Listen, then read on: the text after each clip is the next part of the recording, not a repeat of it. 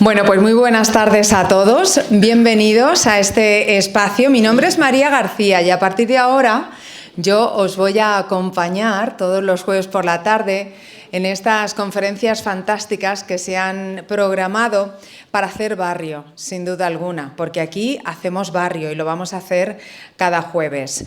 Nos encontramos en el Centro Ágora y es un placer para mí sumarme a estas tardes en las que vamos a aprender muchísimas cosas, de eso no hay ninguna duda, y que sin duda se ha convertido en un punto de encuentro para todos nosotros y además un punto de referencia sobre aquellas personas y la agenda que se ha preparado desde la FABA. Vamos a seguir disfrutando de esta conferencia de Hacemos Barrio, que yo recuerdo que es una iniciativa del Ayuntamiento de Albacete a través de la Concejalía de Vida y Participación junto a la Federación de Asociaciones Vecinales de Albacete, cuya presidenta nos acompaña esta tarde, Carmen, que está aquí con nosotros, ella es la presidenta de la FABA, y además en colaboración con el Centro Ágora. Vamos a agradecer también que hoy con nosotros y todas las tardes también, todos los jueves, se encuentra Virgilio Cencerrado, que es el organizador de estos ciclos Hacemos Barrio, que como cada tarde pues nos va a ofrecer una conferencia fantástica y que está todos los jueves por la tarde grabando precisamente estas conferencias. Así que saludamos a los que nos van a ver luego a través del canal de YouTube, ¿verdad, Virgilio? Que ahí es donde va a estar colgado todo el contenido, sobre todo para aquellas personas que se queden con ganas de venir, pero que por unas circunstancias u otras no nos puedan acompañar. Y oye, sería una pena, ¿verdad?, que todo lo que vivamos aquí no lo podamos compartir, y es que las cosas compartidas saben mejor. Así que la van a poder ver en alta calidad y estaremos aquí haciendo barrio con todos ustedes, con familiares, con amigos, con quien quieran invitar a venir a cada una de las ponencias. Es un proyecto, el de Hacemos Barrio, que nace desde la inquietud y sobre todo desde el entusiasmo de nosotros, de los vecinos, pero en concreto de un barrio, que es el Polígono San Antón, con la idea de poder acercar la cultura, que por aquí pasa mucha cultura, acercar la ciencia, que también pasa muchísima ciencia, y sobre todo el pensamiento y el pensamiento crítico, y convertir diferentes lugares y sitios que hay en la ciudad de Albacete en sitios de puntos de encuentro y de reunión como el que estamos haciendo aquí esta tarde. Así que cada tarde, cada jueves, vamos a poder escuchar a profesionales con un nivel impresionante, porque he de decir que todas las ponencias se han programado con unos ponentes impresionantes que vamos a tener por aquí, como la calidad que vamos a ver esta tarde y que va a compartir de una manera, yo creo que generosísima, el poder acercarse y estar aquí hoy. Así que yo creo que esta tarde, esta charla nos va a emocionar porque nos van a venir muchas cositas. Yo creo que esta tarde nos va a remover un poquito, porque seguramente hablemos de éxitos que nos llevan y nos evocan recuerdos de nuestra infancia o de familiares que quizá incluso no se encuentran ya entre nosotros. Les voy a recordar que cuando finalicemos la charla, la ponencia de hoy, ustedes van a tomar la palabra. O sea que yo voy a ir con el micrófono y quien quiera hacer preguntas, quien quiera saber mucho más, va a tener la oportunidad de poder hablar y poder trasladar a nuestra ponente de hoy pues curiosidades que le vengan durante la ponencia. Yo os recomiendo que si queréis hasta lo apuntéis para que luego no se nos olvide sobre alguna de las cosas que haya comentado la ponente y que queramos luego decirle. La conferencia de hoy lleva por título Las bandas sonoras de nuestras abuelas y en ella pues vamos a hacer un viaje en el tiempo, ¿verdad? Yo fíjate, empecé en la radio musical, empecé en 40 principales, no es las canciones de nuestras abuelas, pero sí es música y la música evoca emociones, sentimientos y no traslada a cualquier otra cosa y eso es algo maravilloso. Yo creo que a todo el mundo nos encanta la música y seguramente pues muchas de ustedes que se encuentran aquí hoy por eso han venido a esta llamada de hoy. Melodías que nos han acompañado pues desde tumbados en la cama, ¿verdad?, a poder coser con nuestras abuelas o a una merienda en una mesa, ¿verdad?, alrededor de una mesa y que nos van a trasladar a momentos con familia, con amigos, divertidísimos, y también otros que a lo mejor nos dan algo de melancolía, que tampoco está nada mal, ¿eh? La melancolía y el poder sentirla. Así que vamos a hacer un viaje con Lidia García García. Ella es doctora en Historia del Arte, investigadora y una divulgadora brillante, porque tienes un currículum que me encanta.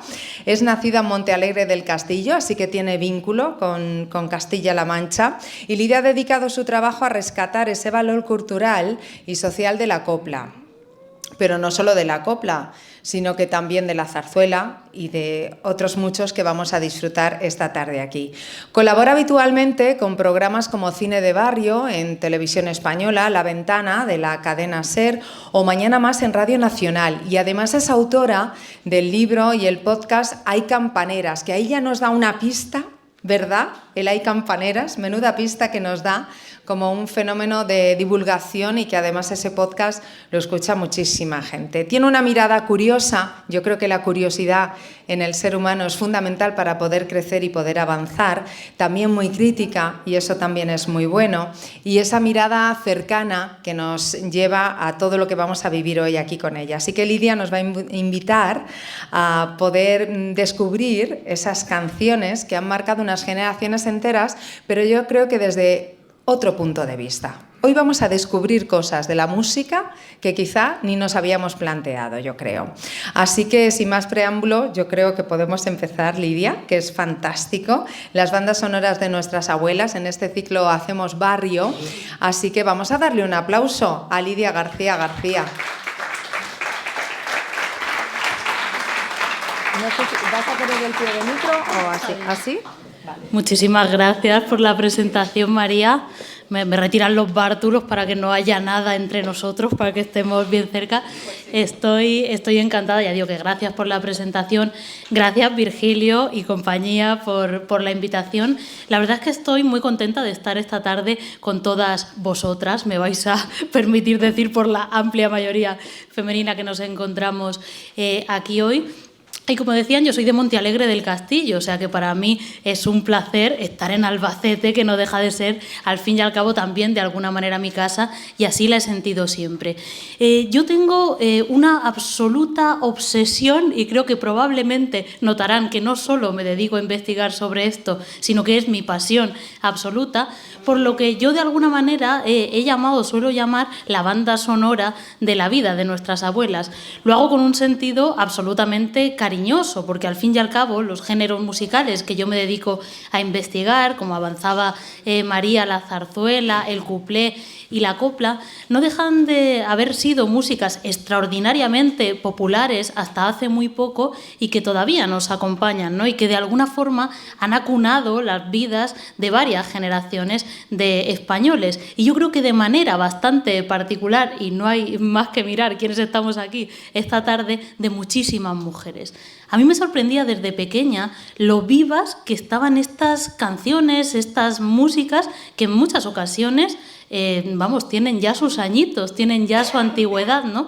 Y yo lo veía sobre todo de manera muy clara en mi madre. Cuando mi madre siempre me regaña, porque cuando me preguntan en alguna parte, siempre digo, de pequeña oía cantar a mi madre, y siempre me dice, di que canto, pijo, que no me he muerto. Pero bueno, mi madre sigue cantando, sigue tarareando coplas, cuplés, zarzuela, y a mí eran historias que me maravillaban. Cuando ella cantaba, por ejemplo, esta cosa de que tiene la zarzamora que a todas horas llora que llora por los rincones. Yo decía, ¿qué tiene? Luego tenía una ventaja yo muy interesante que incentivó esta cosa que comentaba María de la curiosidad, y era que mi madre, la pobre también, se enfadaría si me oyera decir esto probablemente, tiene muy mala memoria para las letras.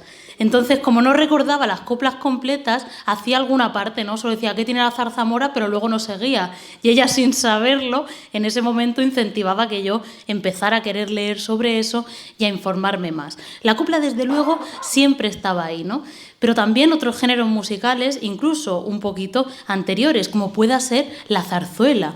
Había una canción que estoy segura que van a recordar, que siempre cantaba mi madre. Fíjate tú qué cosa, lo que decíamos de que la música es un puente directo al alma, a las emociones. Y en concreto también es una manera muchas veces de canalizar lo que no se puede decir en voz alta, pero que cantando te queda muy a gusto, ¿verdad? Veo alguna cabecita que dice que sí. Pues mi madre siempre que estaba limpiando, cuando estaba hasta las narices ya de pasar la bayeta con el pronto aquel que se te metía hasta el tuétano, cantaba aquella cosa de pobre chica, la que tiene que servir. ¿Os acordáis? A ver si me acompañáis. Más valiera que se llegase a morir. Bueno, bien dramático, ¿no?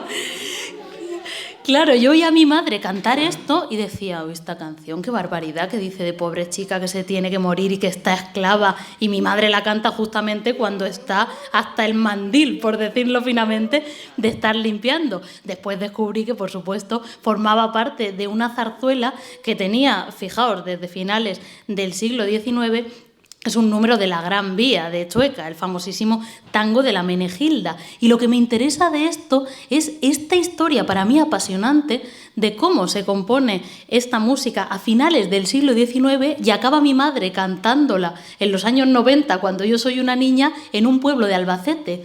¿Qué tienen estas canciones para que sigan con nosotros?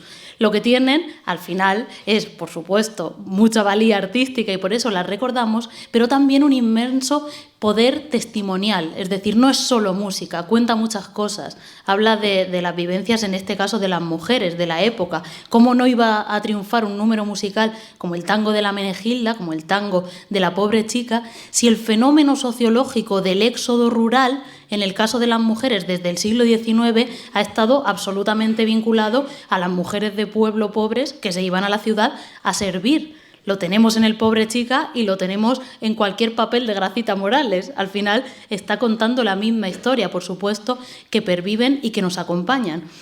Para mí la zarzuela es un género absolutamente apasionante, también por el componente escénico que tiene. Pienso en este pobre chica o pienso, por ejemplo, en otra que solía cantar también mi madre. No sé si la recuerden, formaba parte de una obra llamada Gigantes y Cabezudos, ambientada en Zaragoza, ¿verdad? Que hablaba justamente, fijaos cuánta historia, ¿no? Aprendemos también con esta música. Hablaba del momento de otro drama social, del momento de los muchachos pobres que tenían que irse a luchar a las guerras coloniales españolas del siglo XIX, en este caso a Cuba, porque no tenían para pagar la redención. Saben ustedes que los ricos nunca iban a la guerra, pagaban para poder librarse y sin embargo los pobres tenían que ir. Pues en esta zarzuela se condensa toda la desazón social contra eso y en concreto cómo muchas mujeres, muchas madres de esos muchachos que arrancaban de sus casas para ir a una guerra, que ya me dirás tú a mí, que les importaba a ellos en definitiva y que iban a sacar de allí, pues esta zarzuela de alguna manera recoge la rebeldía de las madres de los soldados contra eso en un número musical que comenzaba diciendo: si las mujeres mandasen... ¿Lo recordáis? Es increíble. Yo cuando escuché esto por primera vez pensaba, ¿cómo puede ser que esta zarzuela famosísima diga algo tan brutal como esto? Si las mujeres mandasen en vez de mandar los hombres, serían balsas de aceite los pueblos y las naciones. Y acababa haciendo un alegato, ¿no? Decía que ninguna madre mandaría a su hijo a la guerra. Después ya en el siglo XX hemos tenido dirigentes, mujeres políticas que han demostrado que sí son capaces de hacerlo, pero era un bonito sueño pensar que tal vez era posible, ¿no?, esa entelequia. Y es interesante cómo esta música popular lo recoge. Yo estaba absolutamente enamorada de la zarzuela oyéndosela cantar a mi madre, pero después descubrí otro género musical que también solía tararear ella, que me fascinó absolutamente. No sé qué piensan ustedes de esto, por aquí ya lo han adivinado, es el cuplé. Si la zarzuela triunfa en esta fórmula del teatro por horas, que hizo que mucha más gente pudiera acudir al teatro pues durante el siglo XIX y después, por supuesto, el cuplé es un género musical compuesto por cancioncillas más o menos frívolas, hay variedad, que triunfan a principios del siglo XX. ¿Se les viene algún cuplé a la cabeza? Alguno tiene que haber por ahí. Bueno, Fumando Espero es un caso bastante interesante porque en realidad, no, pero es muy interesante, es un tango en realidad. Pero bueno, es cierto que el cuplé es muchas veces, como suele suceder con las etiquetas musicales, un término paraguas, ¿no? Que lo usamos para muchos tipos de canciones distintas, ¿no? Sí que es cierto que se cantaba ya en los años 20 y que luego creo que casi todos, cuando pensamos en Fumando Espero, ¿en quién pensamos? Pensamos en Sara Montiel inequívocamente, porque se da un fenómeno interesantísimo, que es que a finales de los años 50 se recupera ese cuplé de principios de siglo y se vuelve a poner de moda, en la voz de Super Sara Montiel, pero también de otras artistas que tal vez recuerden, como Lilian de Celis. También la recuerdan, que cantaba en la radio, no tuvo tanto recorrido cinematográfico como Sara, pero también cantaba cuplés. Estas canciones de principios de siglo, en principio muchas de ellas condensaban esto que llamamos la psicalipsis. ¿Lo han oído alguna vez, esto de la psicalipsis? Pues era una palabra como muy fina y muy bien sonante que se inventaron a principios del siglo XX para hablar de lo erótico. Muchos de estos cuplés eran eróticos en un sentido que no hace falta explicar. Si bien no eran completamente explícitos, las metáforas tampoco eran de una elaboración supina. Todo el mundo entendía perfectamente lo que cantaba la Bella Dorita cuando cantaba aquello de: tengo un jardín en mi casa que es la mar de re bonito. No tengo quien me lo riegue y lo tengo muy sequito. Luego, por si no se había entendido, hacía ¡ay! Y suspiraba un poquito, que es una cosa que hace que la metáfora... ¿Esa la recordabais? La de la regadera. ¿Perdón? Mira, Nena es un caso... Sí, forma parte de todo esto. Es un caso también bien interesante, porque lo que vemos en el cuplé, me gusta así, podemos ir hablando y lo hacemos así interactivo, que es más divertido. Lo que vemos en el cuplé es que, en principio, el género tiene mucho de psicalíptico, de erótico, de temas como este jardín en mi casa que estaba cantando, La regadera, que en realidad forma parte de una obra que es de 1909, imaginaos esas picardías. Luego a mí me resulta divertidísimo cuando hay algún chiste verde o algo y dicen: ay, que la abuela que no lo oiga. Digo, ¿de dónde te crees que viene, cariño mío? ¿Te crees que tu abuela no sabe exactamente lo mismo que tú? Pues fijaos, nuestras abuelas, claro, y nuestras bisabuelas cantaban eso, aunque también es cierto que a los espectáculos acudían sobre todo hombres, ¿no? Pero bueno, esta regadera es de 1909, forma parte de una obra mayor que se llamaba La alegre trompetería. Y es interesante porque tenemos muchos cuplés de este estilo, eróticos. Tal vez recuerden La llave, que era esta cosa de no bailes conmigo tan de cerca que me está frotando la llave y me va a dar un ataque. Todo metáforas muy elaboradas y muy finas. ¿Perdón? Échate, o sea, La vaselina, muchísimos de estos cuplés, que es un género musical que, además de distintos revivals, decíamos que en los años 50 lo rescata Lilian de Celis, lo rescata Sara Montiel, también tuvo, digamos, su propio avance, porque si a principios de siglo teníamos estos cuplés psicalípticos, que fijaos la etimología de psicalíptico, eso es una palabra que en realidad se inventaron, y que me da casi apuro decir esto porque yo soy muy señorita, pero tengo que explicar, y lo sacaron del griego clásico de psikon y lipsis, que quería decir higo y frotar. O sea, que inventaron una palabra muy bonita, que sonaba que te habían leído muchos libros, pero bueno, estaban hablando de lo que estaban hablando. Dentro de esta corriente psicalíptica, pues no podemos olvidar éxitos como, por ejemplo, seguro que recuerdan el cuplé insecticida por excelencia de La Pulga, que fue uno de los primeros grandes éxitos. Lo estrenó en Madrid una cupletista alemana y lo cantó en alemán, pero la gente lo entendió perfectamente. En cuanto veían esta cosa de tal y veían que enseñaba un poco los tobillos, ya estaban absolutamente enloquecidos, así cantara en alemán. Después hicieron la letra en español, lo estrenó Pilar Cohen y triunfó durante muchísimo tiempo, como saben, con esa carga erótica. Después lo recuperó, como decíamos, en los 50, gente como Sara Montiel para el cine con el último cuplé, que fue un éxito absolutamente inesperado. Una película que hicieron con 4 duros, la llamó Juan de Orduña, y a partir de ahí, de repente a la gente le encantó y se puso muy de moda el cuplé. Sara cantaba cuplés, pero por ejemplo Marujita Díaz hizo varias películas también relacionadas con el mundo del cuplé. Estaba esa otra figura, además de Lilian de Celis, que comentábamos, que era Olga Ramos, seguramente la recuerdan, que recuperó el cuplé, digamos que más puro en el sentido escénico, ella delante del público, la gente coreándola, etc. Pero hablábamos de Nena, no lo he olvidado, lo recojo, porque el cuplé tiene su propia trayectoria interna, y de estas canciones psicalípticas, eróticas, que mucha gente, imagínense, en la España del momento tachó de degeneradas, y era muy habitual que cada 2 por 3 las cupletistas acabaran en prisión, cupletistas como Fornarina, como Chelito, etcétera. Después se empezó a vivir una especie de domesticación del cuplé en el sentido de los temas, ¿no? Se deserotizó de alguna manera y empezaron a triunfar temas más sentimentales. Esta es la época de temas como Nena, de temas como La Violetera, la época de artistas como Raquel Meyer, ¿no? Que triunfaría ya un poquito después y que traería ese aire, digamos, que como más respetable al cuplé de alguna manera.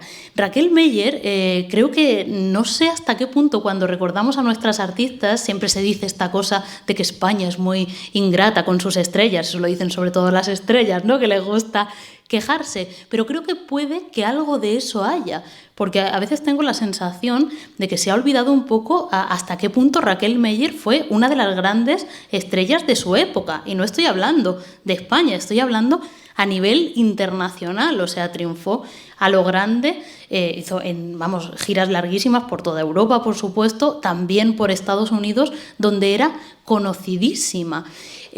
Yo, por ejemplo, me dedico a la investigación, ¿no? Y me gustan mucho las fuentes primarias que dicen los periódicos de la época, que encuentro en los archivos, y muchas veces encuentras algunos detalles que pueden parecer nimios, pero que te dicen mucho de realmente el relieve de estas figuras. Y les voy a compartir en concreto una cosa que encontré en un New York Times de los años 20 que me emocionó sobremanera.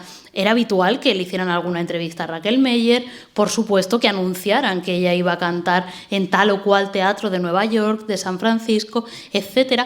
Pero lo que yo encontré es una minucia que me dijo hasta qué punto no solo era conocida, sino que era lo que hoy llamaríamos una verdadera celebrity.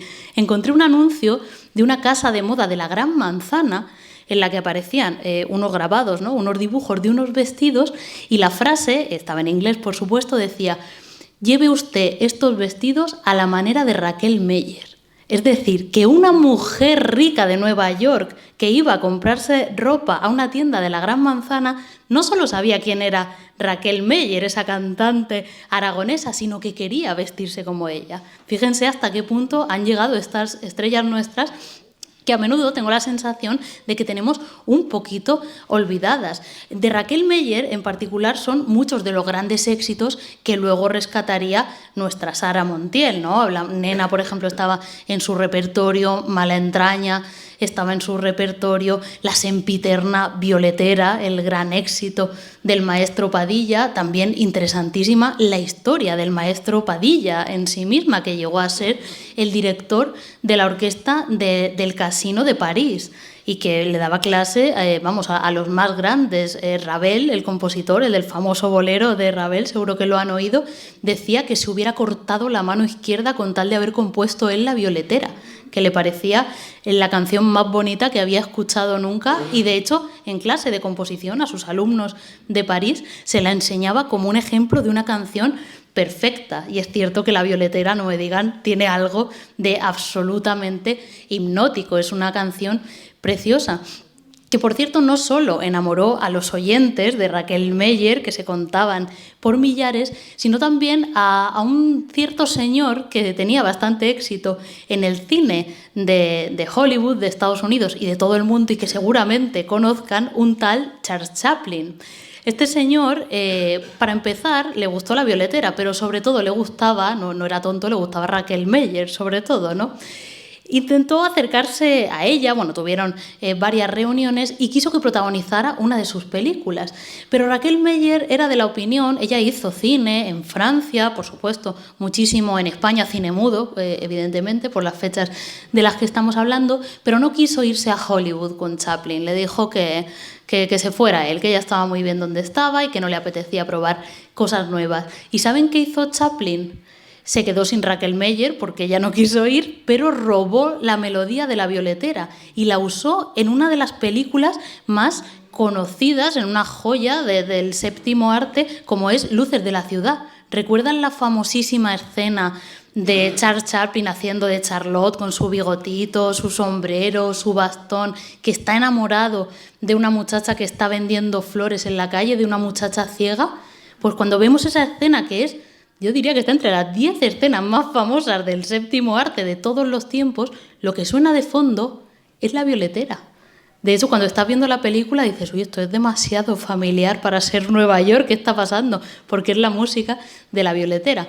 El problema es que Chaplin la usó sin permiso y el maestro Padilla le denunció y he podido acceder a los archivos de los expedientes. Tuvieron un juicio en París que el maestro Padilla ganó. Es decir, imagínense hasta qué punto estas canciones que a veces tarareamos sin darle mayor importancia vienen a veces cargadas de unas historias alucinantes, ¿no? Y del cuplé, digamos que damos no el salto, porque no es que la copla venga directamente, venga del cuplé, pero sí está bien emparentada con cierta ala del cuplé, digamos, más andalucista, el que podían cantar pues una Pastora Imperio, una Amalia Molina, y a partir de ahí pues toma elementos de muchos otros lugares y surge la copla, el género musical, que yo los adoro todos, pero el género musical de mis entretelas. Y yo creo que un tipo de música, la canción española, muy cercana a nuestra memoria colectiva, ¿no? Incluso, aunque no escuchemos copla todos los días, casi todos sabemos el fragmento de alguna o de alguna forma nos han acompañado. La copla surge como género ya con su idiosincrasia propia, digamos que a finales de los años 20, a los investigadores nos gusta mucho reñir, ¿no?, de un año más arriba, un año más abajo, pero en los años 30 ya está absolutamente consolidada como género. Y ahí tenemos grandes estrellas como Miguel de Molina, Imperio Argentina, Estrellita Castro, y muchas de las coplas más conocidas que todavía hoy recordamos son de esta época, son de los años 30. Si les pido que me digan el título de alguna copla, ¿cuál se les ocurre? Ojos Verdes. Ojos Verdes, sin ir más lejos, es de esa época. Se estrena en el 31. ¿Quién dirían que estrenó Ojos Verdes? Miguel de Molina. Miguel de Molina o Concha Piquer. Pues no fue ninguno de los dos. Ellos, como dos divas que eran, en definitiva, les gustaba atribuirse mutuamente que lo habían estrenado ellos, ¿no? Concha Piquer decía, pues yo tengo la partitura y me la dedicaron a mí y tal. Miguel de Molina incluso contaba una historia. Claro, también es cierto que un cantante de copla pues siempre te va a dar la versión más fantasiosa de la historia. A los investigadores nos lo ponen muy difícil. Pero Miguel de Molina contaba que en realidad Ojos Verdes surge de un encuentro, estaban en Barcelona bebiendo vino en un bar, ¿no?, de marineros, y estaban allí bebiendo vino tan alegremente el propio Miguel de Molina, Rafael de León, el autor de la letra, el gran poeta de la copla, como saben, parte de la generación del 27, y un tal Federico García Lorca. Contaba Miguel de Molina que estaban allí ellos bebiendo vino tan ricamente cuando pasó un marinero muy guapo con los ojos verdes que, por supuesto, llamó mucho la atención de los tres de una manera pues muy poco heterosexual, evidentemente. Y entonces contaba Miguel de Molina que en ese momento empezaron a escribir la canción como a varias manos, ¿no? Y salió este estribillo de ojos verdes, verdes como la albahaca. Y que en un determinado momento, contaba Miguel, Lorca se mosqueó porque dijo, ¿qué es esto de tanto verde?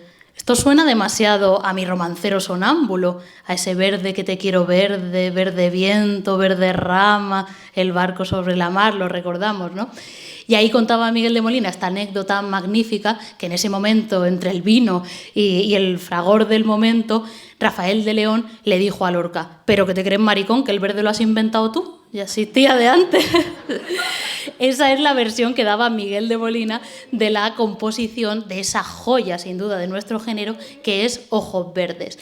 Decía que no lo estrenó Miguel y tampoco lo estrenó Concha Piquer. Como viene siendo habitual en la copla, muchas de las canciones más conocidas no las estrenaron las estrellas que las hicieron grandes, ¿no?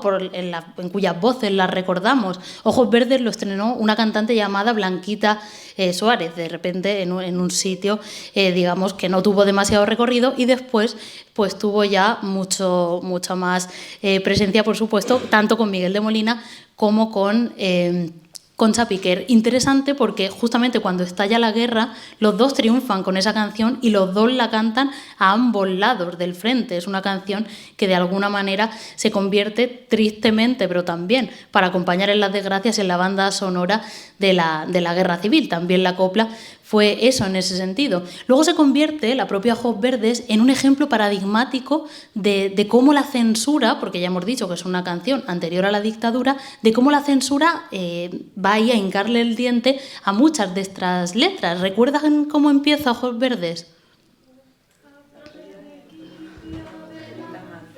¡Ole! La habéis oído todos, ¿no? Apoyar el quicio de la mancebía. Que esto de mancebía, de nuevo, es una palabra pues muy bonita, suena muy a Lope de Vega, teatro clásico, pero no deja de ser un prostíbulo, ¿no? Todos lo entendemos. Pues siempre se había cantado así esta canción, pero cuando la censura franquista empieza a meterle mano a las letras, deciden que esto de la mancebía suena demasiado fuerte. Conocen la historia, ¿no? Es una mujer que está allí, que viene un señor, etcétera, que se va con él. Entonces deciden cambiar la primera estrofa, ¿no? O sea, el primer verso, perdón. Y bueno, hay distintas versiones, pero cantan algo así como: apoyar en la puerta de mi casa un día, apoyar en la reja de mi celosía, otro tipo de cosas.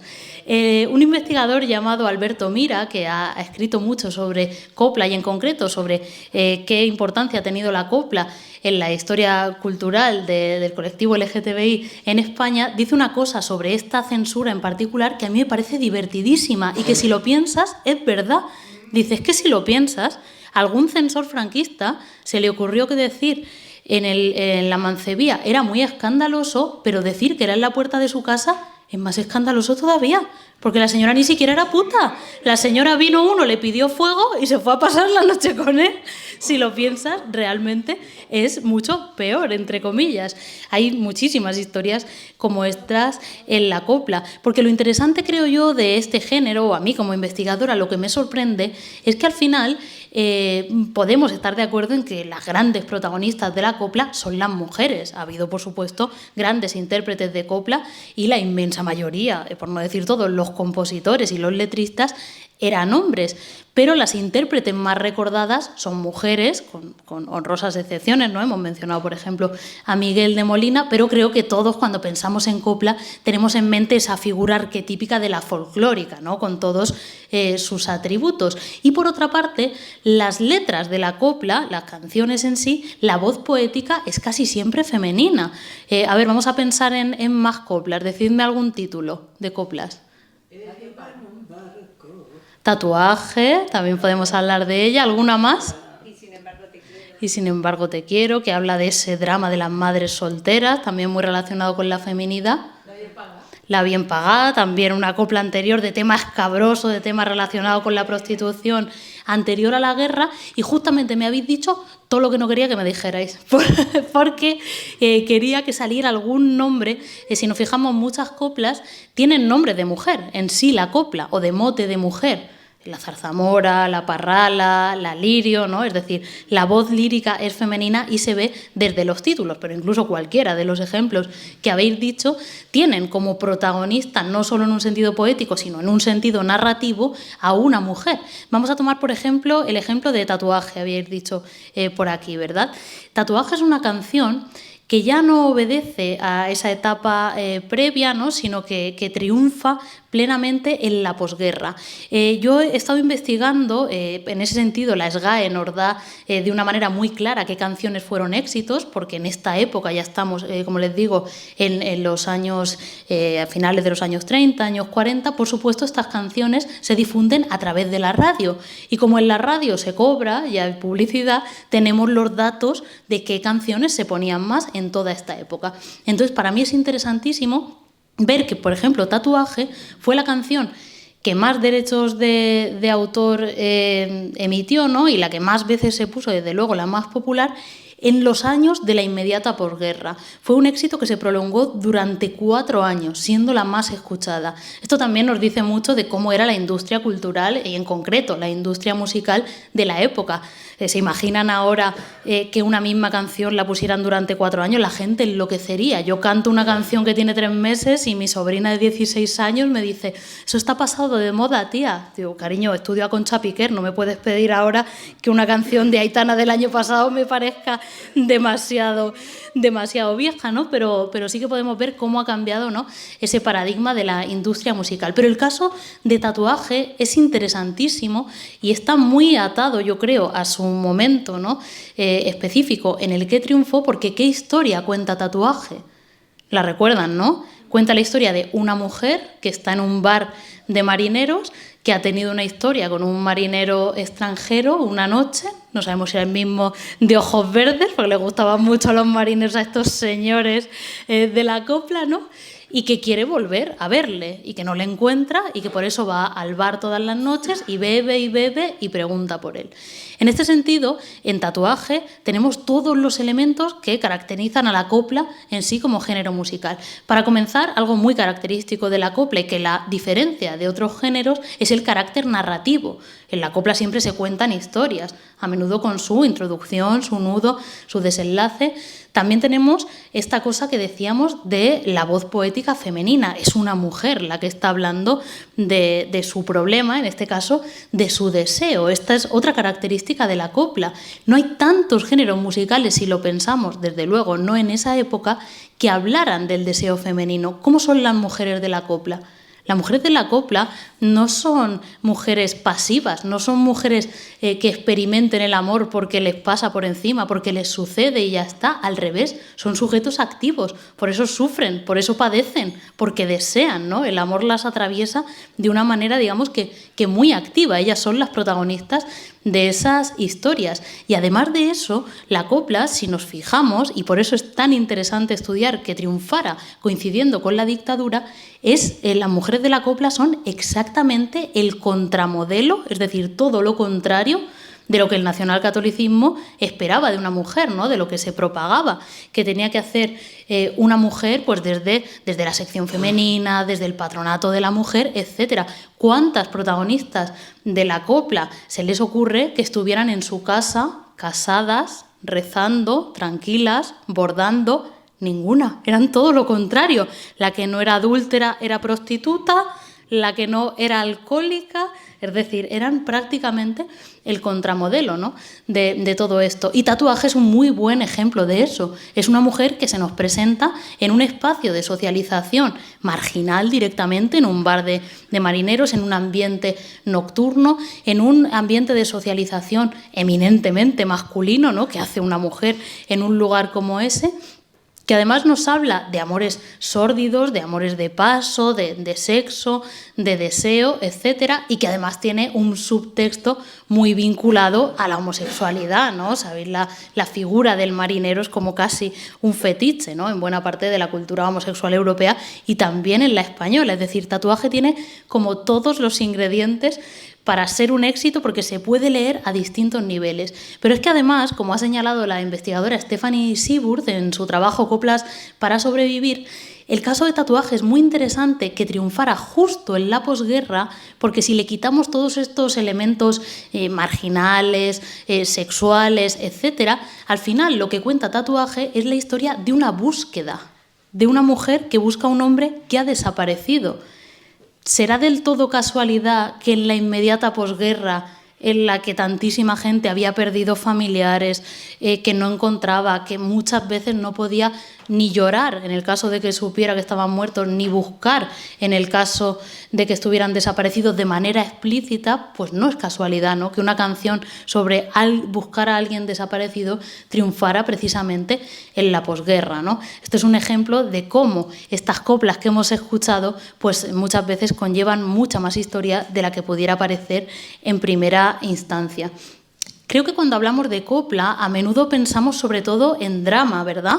¿Os pasa, no? Pensamos como en amores como absolutamente desgarrados, en historias tremendas. Alguien ha mencionado antes Y sin embargo te quiero, que es otro ejemplo paradigmático de una copla, de una mujer que sufre porque en algún momento ha deseado y ha tenido pues la mala suerte en esa época de quedarse embarazada de ese hombre. Recuerdan la historia, ¿no?, que canta a los pies de la cuna y llora, y se ha convertido en esa cosa trágica y socialmente señalada, por desgracia, en la época, que era una madre soltera. ¿En qué otro elemento cultural, en qué tipo de música o en qué películas de la época o en qué libros, porque estaba prácticamente prohibido hablar de esto, se hablaba de madres solteras?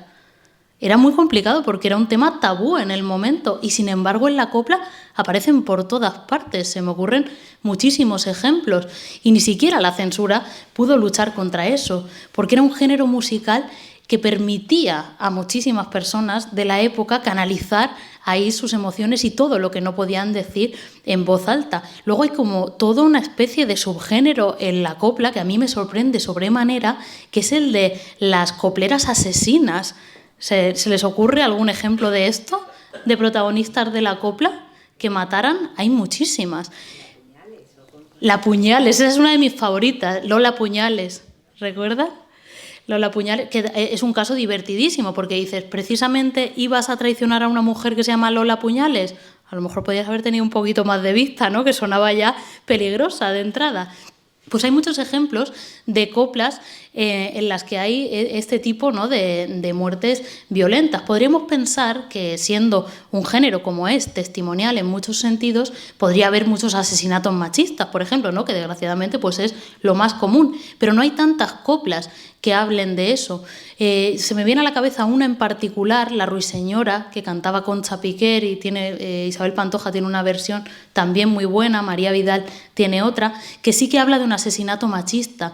Y además, fijaos cómo a través de una simple canción nos cuenta toda la lógica detrás de esa violencia. ¿Recuerdan esta canción, La Ruiseñora?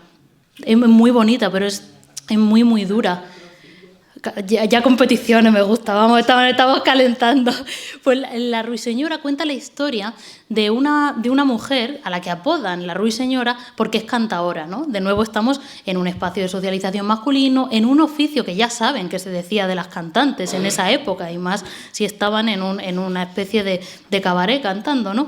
Pues esta Ruiseñora, de repente viene un muchacho, se enamora de ella, se casa con él, y ¿qué hace con ella? Que lo primero que se le ocurre es retirarla de cantar, ¿no? Tú a casa, a estar allí tranquila, y al principio todo está bien, pero luego él empieza a llegar cada vez más tarde, algunas noches no llega, y a ella ya se le hinchan las narices y se presenta en el mismo bar en el que ella cantaba, porque sabe que probablemente se lo va a encontrar allí, y allí se lo encuentra borracho y con otra, ¿no? Por eso no aparecía a la hora que tenía que volver a casa. Y en ese momento ella se rebela contra esa situación, toma de nuevo las riendas de su vida, de su destino, se vuelve a subir al escenario y se pone a cantar otra vez. Y es en ese momento, cuando ella se revela, que él en el escenario la mata. O sea, es un dramón tremendo, por eso no la canto, porque yo tengo lagrimal de folclórica y igual me pongo a llorar y no nos conviene. Pero cuenta muy bien la lógica de la violencia de género, ¿no? Es como cuando ella estaba en su casa tranquila, bueno, pero en el momento en el que se revela. Pero como les decía, no hay tantas canciones que hablen de este tipo de asesinatos. Sin embargo, hay muchas en las que son las mujeres quienes matan a los hombres. que en la vida real no es algo que pase tan a menudo, ni yo quiero que pase, que se me entienda bien, que nadie mate a nadie. Pero sí me parece, en un sentido sociológico, en un sentido antropológico, muy interesante, porque la música nunca es solo música. Cuando se está cantando se están haciendo más cosas, ¿no? Se están, como decíamos, canalizando también sentimientos y canalizando sobre todo lo que no se puede decir en voz alta de una manera clara. Y es bien curioso que en una España en la que ser madre soltera te convertía poco menos que en una pestada social, en la que te dejaran plantada en el altar podía condenarte de por vida, en la que incluso perder la virginidad fuera del matrimonio podía dejarte señalada, por supuesto que las mujeres fantaseaban con cargarse al hombre que les hacía todas esas cosas. Por eso hay tantas canciones como Lola Puñales, en la que una mujer mata a un hombre que le traiciona. Hay muchísimos ejemplos. Además, Lola Puñales está basada en un caso real.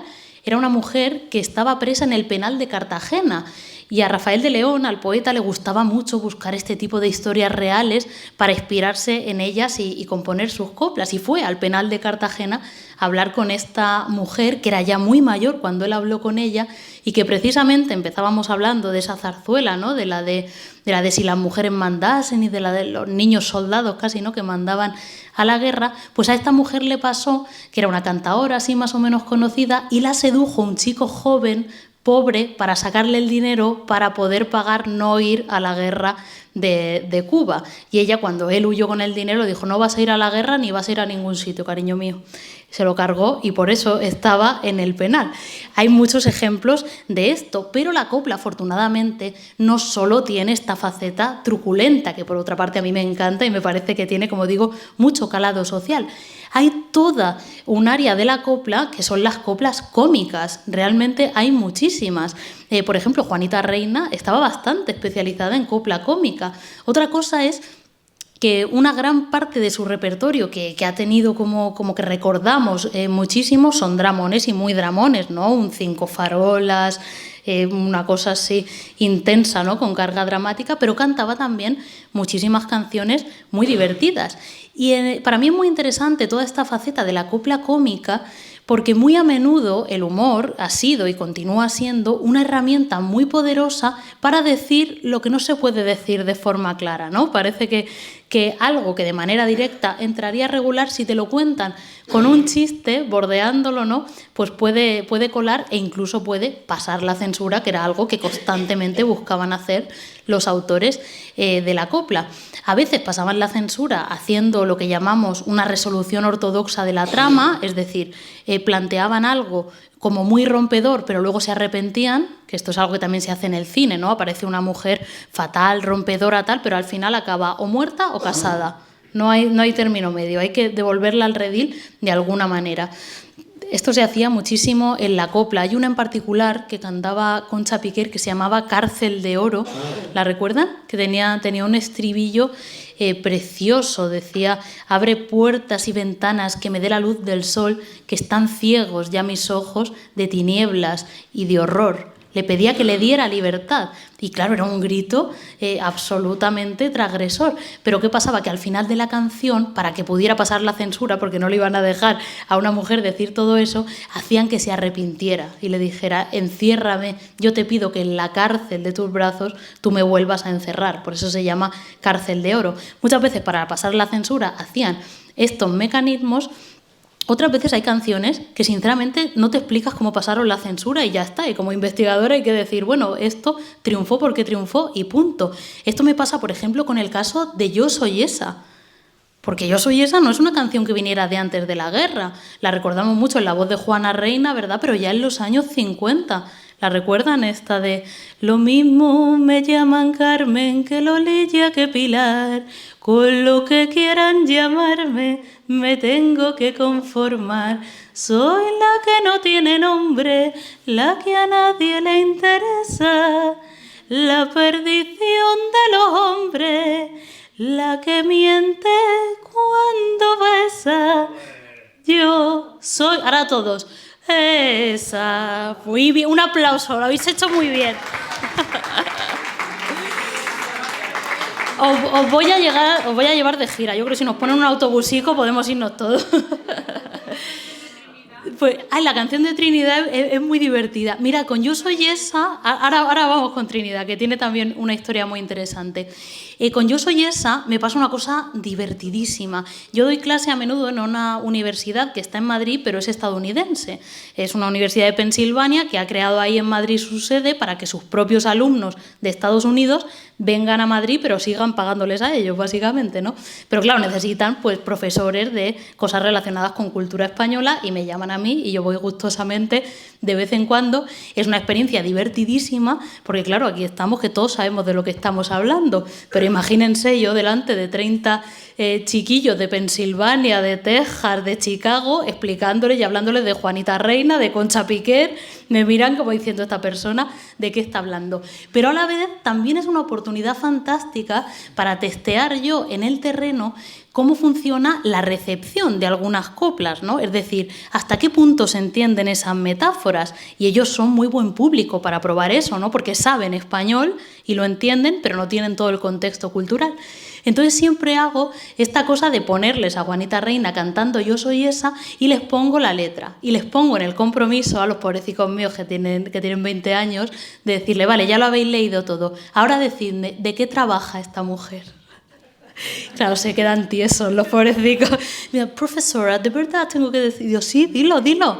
Y claro, digo, venga, mirad la metáfora. Dice que es la perdición de los hombres, que se tiene que conformar con el nombre que le digan, que es una oscura clavellina tras una esquina. Y a los pobres no tienen más remedio que decirme, profesora es puta, ¿verdad? Y yo les digo, sí, eso es. Pero es verdad que cuando piensas que esta canción triunfó en los años 50... es una cosa absolutamente increíble, ¿no? Porque, de hecho, si escuchamos la canción completa, que es fantástica, en la parte final, ella, digamos... Claro, por una parte, podemos intuir que no es tan raro que en la posguerra... Bueno, sabéis que la posguerra, desafortunadamente, duró mucho, ¿no? Todavía en los años 50, ¿no? Lo consideramos posguerra. Tampoco deja de ser casual que una canción sobre prostitución femenina triunfara tanto en el momento. ¿Cuántas mujeres que se quedaron o viudas o desamparadas de alguna forma tuvieron que recurrir a eso para ganarse la vida en una situación de posguerra? Muchísimas, muchas más que en cualquier contexto normal, ¿no? Es decir, es un tema que no se hablaba, pero que estaba de alguna manera en el ambiente y que salía en la música, ¿no? De alguna forma.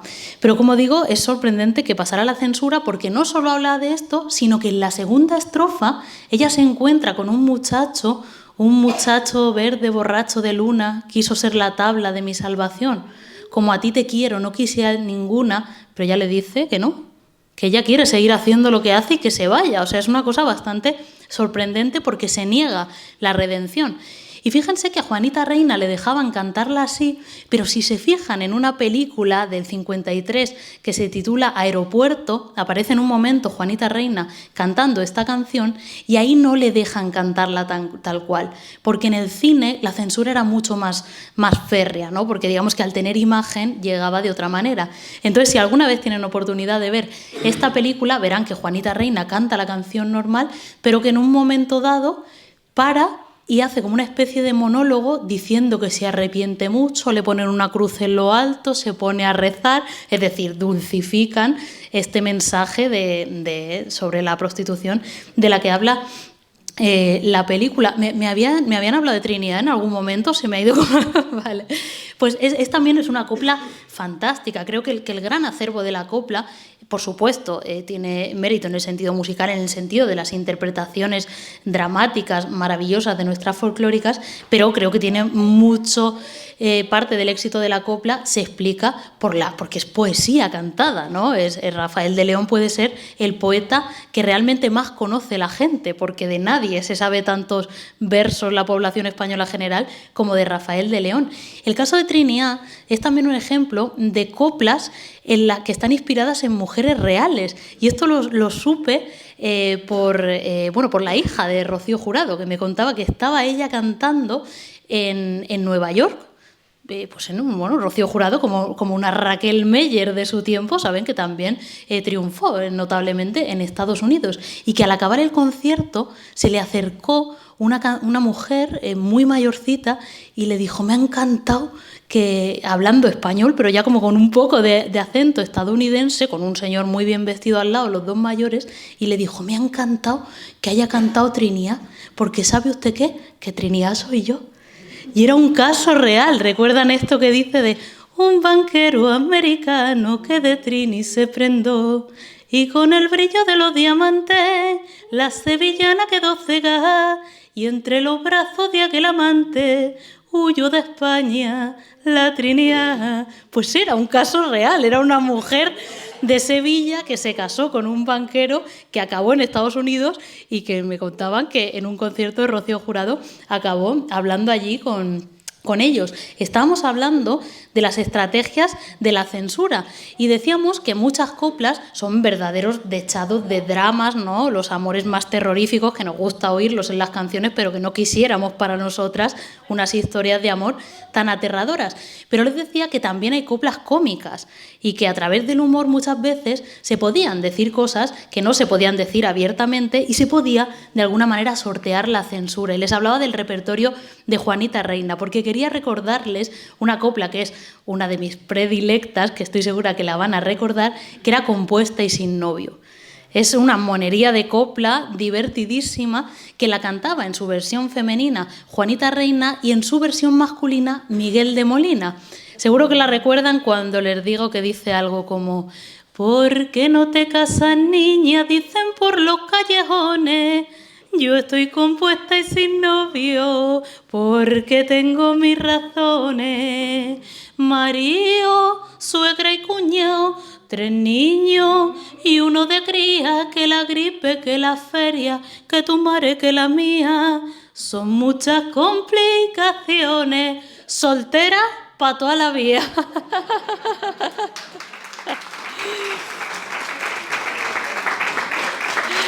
Bueno, es divertidísima esa canción, pero no solo es divertida, sino que está rompiendo un tabú social. Saben que en toda en la época, ¿no? Y particularmente en la España franquista, ser una mujer soltera era poco menos que, vamos, lo peor que te podía pasar en la vida, ¿no? Porque, por supuesto, se estimulaba, como decíamos, a través de organismos que conocen perfectamente, como la sección femenina o el patronato de la mujer, se estimulaba la idea y, por supuesto, a través de la Iglesia Católica, que nunca falte, se estimulaba la idea de que ser esposa y madre era realmente la misión última de la mujer, ¿no? Y que si no hacías eso, pues estabas poco menos que incompleta. Esto se lo digo porque en ningún caso en una canción se hubiera podido celebrar abiertamente, pues está muy bien la soltería femenina, de una manera, digamos, que seria, pero sin embargo, al utilizar el humor, esta copla no solo se cantaba sin problemas, sino que triunfó durante muchísimas generaciones. Claro, cuando la cantaba Juana Reina, celebraba la soltería femenina, que ya era muy transgresor, pero me van a decir ustedes, cuando cantaba esto Miguel de Molina, con esas chorreras que llevaba, con ese talle juncal cuando se ponía de perfil y con esos gestos que gastaba, cuando decía lo de no me caso porque tengo mis razones, pues todo el mundo sabía a qué tipo de razones se referían. Por supuesto, el vínculo entre la copla y, digamos, pues el colectivo LGTB, diríamos hoy, en ese momento, lo dirían más bien, como decía el propio Miguel de Molina, en una ocasión en la que estaba cantando y le quisieron insultar desde el público diciéndole marica, marica. ¿Saben qué respondió él? Dijo, marica no, maricón, que suena como a bóveda. Usarían más bien esa palabra. Pues la historia, el vínculo entre la copla y el colectivo LGTB, bueno, ha sido permanente desde Miguel de Molina hasta muchísimas canciones de copla, muchas letras de Rafael de León, por supuesto, que de alguna manera dejan entrever esos dobles sentidos, y hasta que estalla lo que conocemos como cancioneros, que son toda una suerte de intérpretes masculinos de copla, pero muy poco heterosexuales, por decirlo finamente, que siguen de alguna manera la estela de Miguel de Molina. Estoy segura de que los van a recordar. Antonio Amaya, ¿lo recuerdan? Triunfó muchísimo y triunfó durante el franquismo. Recuerdo en una ocasión que Lola Flores le estaba haciendo una entrevista a Antonio Amaya. Claro, Lola Flores como entrevistadora era una cosa marciana. En una ocasión entrevistó a Montserrat Caballé y no se le ocurrió otra cosa que preguntarle, Montserrat, ¿a ti te hubiera gustado ser Lola Flores en vez de Montserrat Caballé? Hacía siempre como las preguntas más desquiciantes. Pero en este caso, al pobre Antonio Amaya, que interpretaba una copla pues muy amanerada, un repertorio femenino, etcétera, no se le ocurre otra cosa que preguntarle en directo en la televisión: Antonio, no sé yo muy bien cómo entrarte, pero te lo voy a decir, ¿tú eres maricón o homosexual? ¿Qué eres exactamente?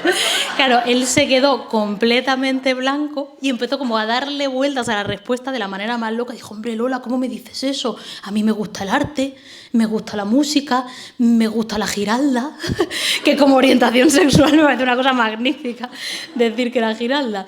Pues tenemos a intérpretes como Antonio Amaya, como Pedrito Rico, le recuerdan, como Tomás de Antequera, que era de Valdepeñas, o como Rafael Conde, el Titi, cuyo gran éxito era una canción que no es estrictamente copla, pero me apetece que terminemos con ella porque me parece como una especie de estallido de esa celebración de toda esa libertad contenida que de alguna manera siempre había estado en el género, incluso en los momentos más oscuros. Es un tema que, si lo recuerdan, canten conmigo, decía esto de libérate, libérate, no vivas más oprimido y busca tu felicidad. Porque aunque muchos te critiquen, el que lo prueba repite, yo no sé por qué será. Muchas gracias.